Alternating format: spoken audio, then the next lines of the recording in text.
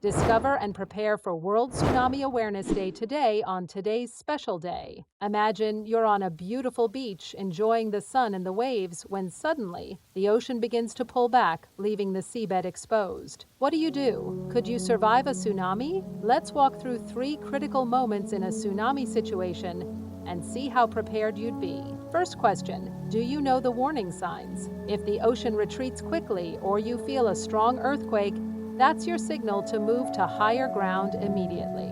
Most people freeze, but every second counts. Next challenge, would you know where to go? Do you have a plan for getting to high ground? Studies show that many people waste precious minutes debating which way to go. In an emergency, knowing your escape route can mean the difference between life and death. Final question, do you know how to prepare in advance? If you live near the coast, knowing your emergency plan is crucial.